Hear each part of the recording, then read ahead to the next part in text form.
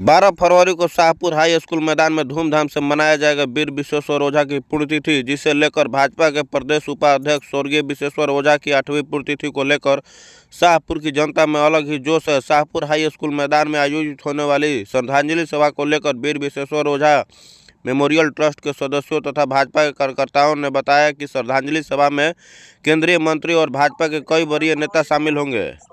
स्वर्गीय विश्वेश्वर ओझा के पुत्र राकेश ओझा ने बताया कि श्रद्धांजलि सभा को लेकर युवा में अलग ही जोश देखा जा रहा है। शाहपुर के युवाओं का कहना है कि उनके श्रद्धांजलि सभा पर शाहपुर विधानसभा के युवा करेंगे ब्लड डोनेट, जिसका कैंप वहां पर लगाया जाएगा। आइए देखते हैं पूरी खबर, क्या कुछ कहें विश्वेश्वर ओझा के पुत्र राकेश ओझा। देखिए, 12 फरवरी को स्वर्गीय विश्वेश्वर ओझा जी की पुण्यतिथि 8वीं पुण्यतिथि प्रस्तावित है।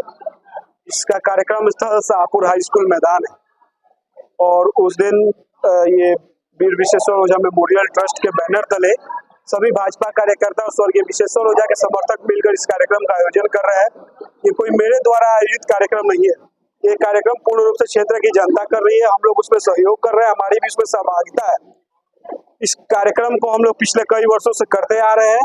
उस दिन मुख्य रूप से रक्तदान शिविर भी लगाया जाएगा, जिसमें हमारे क्षेत्र के जो युवा भाई है सब बढ़ चढ़कर रक्तदान करेंगे।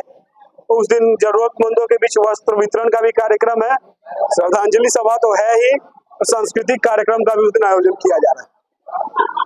आप है रक्तदान की बात की जाए, अगर भोजपुर का देखा जाए तो भोजपुर में अगर ब्लड बैंक की बात की जाए तो वहाँ पर रक्त की काफी कमी है।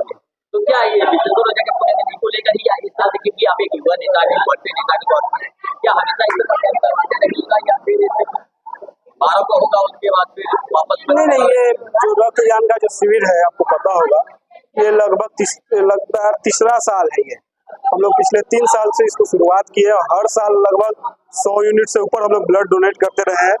और ब्लड डोनेट ही नहीं करते हैं, जब पटना में जो इस ब्लड बैंक के माध्यम से हम लोग रक्तदान शिविर का आयोजन करते हैं, प्रथमा ब्लड बैंक सेंटर है पटना में, जब भी क्षेत्र की जनता जाती है, उन्हें ब्लड की आवश्यकता पड़ती है, हम लोग खुद जाकर ब्लड उनको उपलब्ध करवाते हैं। आप क्षेत्र की जनता से पूछ सकते हैं।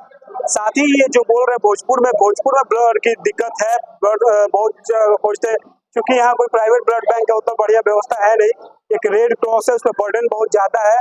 आज भी लोगों के मन में रक्तदान के प्रति डर है, लगता है कि रक्तदान करने से कुछ नुकसान हो जाएगा, लेकिन रक्तदान करने से कोई नुकसान नहीं है। ये मैं स्पष्ट रूप से लोगों को बता देना चाहता हूँ। ये बायोलॉजिकली और मेडिकली ये प्रूवन है कि अगर 3 साल में 3 साल के अंदर हम 3 महीने के अंदर अगर हम रक्तदान नहीं करते हैं तो हमारा जो ब्लड सेल है वो स्वतः डेड हो जाता है। उसके बाद कोई काम नहीं, 3 महीने बाद फिर वो ब्लड नया सर्कुलेट होता है, नया जनरेट होता है। इस बात को हम लोग जनता के बीच में जागरूक करने की आवश्यकता है कि ब्लड डोनेशन से किसी को कोई नुकसान नहीं है। हमारा जो रक्त है अगर हम किसी को दान करते हैं 3 महीने में एक बार, 6 महीने में एक बार, साल भर में भी एक बार अगर करते हैं तो किसी जरूरतमंद की वो जिंदगी बचा सकता है।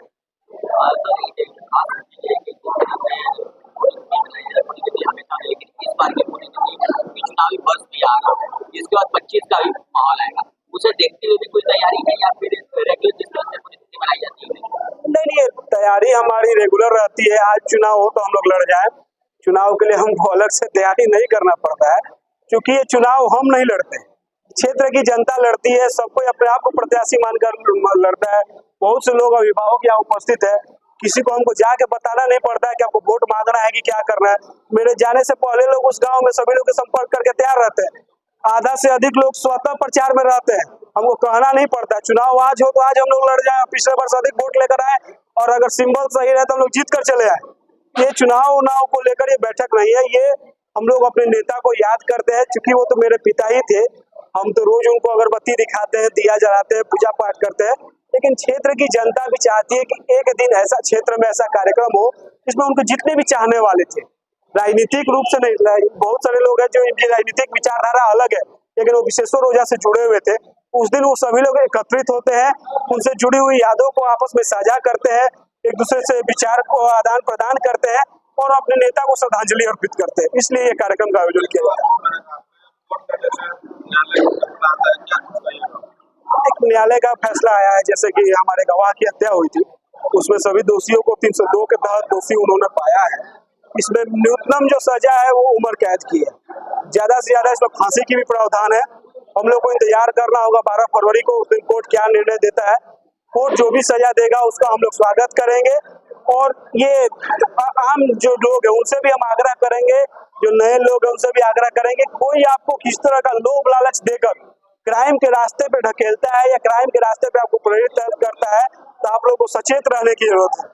जस्टिस को हम लोग कुछ दिन तक डिले कर सकते हैं, उसको डिनाई नहीं कर सकते। न्याय आज नहीं तो कल होगा ही। जो कुकृत्य हम लोग करेंगे उसका फल हमें भोगना ही पड़ेगा। तो नए जो लोग हैं जिनको कुछ लोभ लालच देकर भड़का दिया जाता है, उनसे हम आग्रह करेंगे कि अभी भी आप लोग सचेत हो जाइए, गलत रास्तों पर चलना आप लोग छोड़ दीजिए। अगर गलत रास्तों पर चलेंगे, जो इनका परिणाम हुआ है, तो जो सड़क छाप अपराधी थे सोनबरसा के, इनके बहकावे में कुछ राजनेताओं के बहकावे में आके ये लोग कुकृत्य करते रहे, मेरे पिताजी की हत्या किए, हमारे गवाह की हत्या किए। कोई लोग इनको सिखाया कि विश्वेश्वर ओझा की हत्या तुम लोग कर दोगे तो विश्वेश्वर ओझा हो जाओगे। बाद में केस में फंसे, देखे फंसने लगे, गवाही होने लगा। कोई सिखाया कि गवाह की हत्या कर दो, कोई गवाह नहीं करेगा तुम लोग जेल से बाहर आ जाओगे। इन अनपढ़ों को, जाहिलों को जो सिखाता है, हम आग्रह करेंगे, अभी भी पीढ़ी है, छोटे छोटे बच्चे होंगे तुम्हारे परिवार में, कम से कम उन लोग को सही रास्ते तुम लोग दिखाओ, उनके भविष्य का सही निर्माण करो। कि जो राजनेता लोग अपने फायदा में तुम लोग को यूज करते रहे, अभी भी सचेत हो जाओ। बाकी जो तुम लोग जो कुकृत्य किए हो, आपके तुम्हारे पिताजी अभी उम्र कैद के आरोपी, सजा हफ्ता है, वो बेल पर छूट कर आए हैं। तुम लोग अभी उम्र कैद की सजा भुगतोगे और समय आने पर अभी भी नहीं सुधरोगे, तो इससे भी कड़ा निर्णय हम लोग लेंगे। फिर उस